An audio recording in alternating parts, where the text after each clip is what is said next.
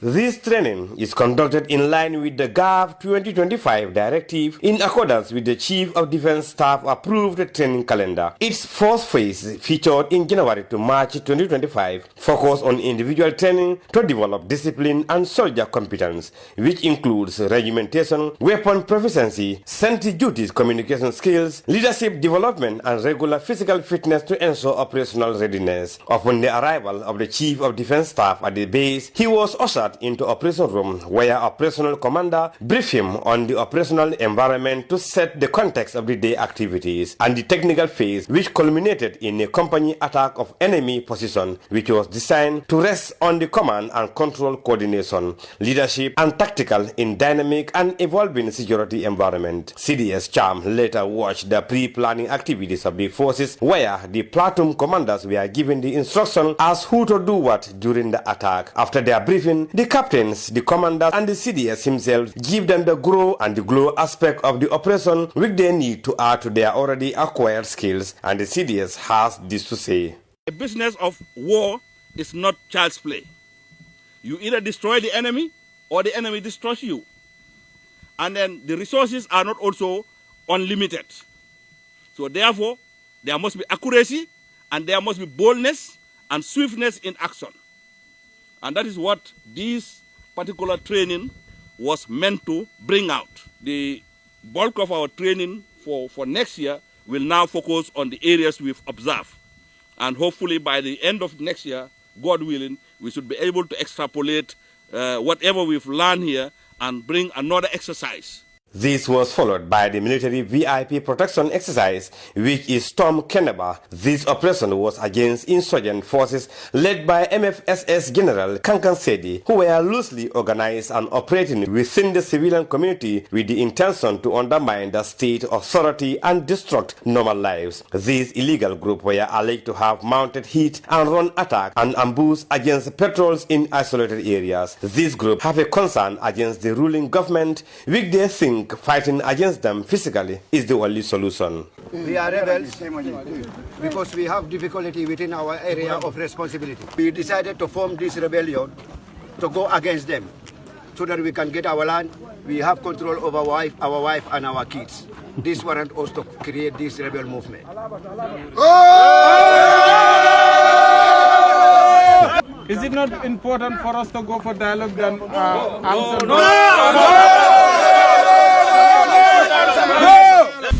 The leader of the MFSS, General Kankam Sedi, have vowed that he is not going to allow us to keep moving. At this stage, we have pushed him to a corner, denying him from the main supply route. Gentlemen, are we ready for this task? The state soldiers later mounted an attack to neutralize the insurgent groups through an operational approach, which was centered on counter-insurgency operation, reinforced by conventional internal security operations. The operation was meant to destroy insurgent leadership, logistics, their movement, and equally to mount an offensive attack to destroy or dislodge the identity enemy elements. This operation lasted for half an hour, culminating with the continuous firing from all corners of the rebels' hideouts before the soldiers stormed the hideout of the enemies and declare conquered. Speaking to the operational team after the exercise was the commander of the Gambian National Armed Forces, Brigadier General Seth Njai, who dilated on the exercise Storm Keneba, which according to him was not merely a test of stamina, but to prepare the soldiers to be ready for any unforeseen circumstances. The main purpose or objective was to strengthen unit cohesion and reinforce the military standards expected of every soldier of the Gambian National Army.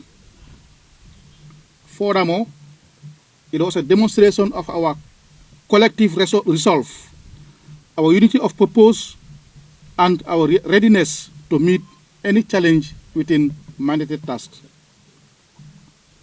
No doubt, the exercise brought to the fore the operational readiness of the Gambian National Army as a service.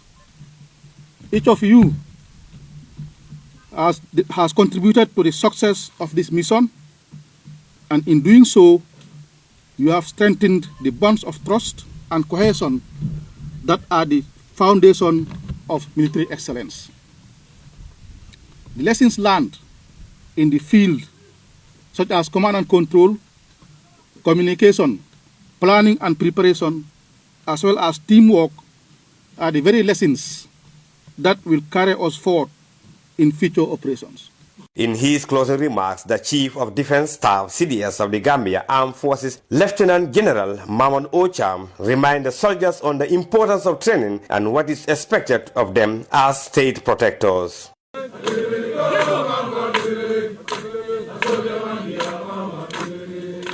Training is one of the main efforts of an armed forces. Indeed, without training, you cannot measure up to your task. And like we told you the last time, every organization that is created has a purpose. And the purpose is your raison d'etre, why you are. And for the armed forces, based on the Constitution of the Gambia, our main reason of existence is to defend and protect the territorial integrity of the country and to defend and protect our sovereignty. The space that we call Gambia is what we have. Big or small is what we inherited from our fathers. It's our motherland. And in here, we have a duty to make sure that nobody tells us what to do except our own self within the constitutional order. And the reason for creating an armed forces is to make sure that you train and build up the capacities of the members of the armed forces, both human and material, so that, God forbid, if tomorrow there is a challenge, we can deliver on our mandate. And that is why, as soldiers, this is the best morale, the best welfare we, your commanders, can give you. Reacting on the activities he watched from the planning stage to the attacking end, CDS commended the soldiers for the braveness and readiness they saw, which he felt content with despite the challenges. I'm happy to note that given what has been portrayed here and the limitations of our resources, the objectives that were set had been achieved. The essence was to organize ourselves, resource ourselves, and mobilize and identify a threat, which has been succinctly explained here. The orders that were given were clear. The sub-unit commanders understood those orders and then moved from the assembly area to the form-up point, or what they call the final form-up point, FUP. In the Army, our methodology for training is simple. I know every one of you know that. We have what is called the IDIP. When you want to explain something, you explain the concept. When you explain, you demonstrate. And then the soldiers will imitate. And then we practice. So that practice, practice, practice, you become perfect. And as I said, based on what we saw here today, it shows that yes, given a capacity or a scoreboard of 100, we give it an 85% pass mark.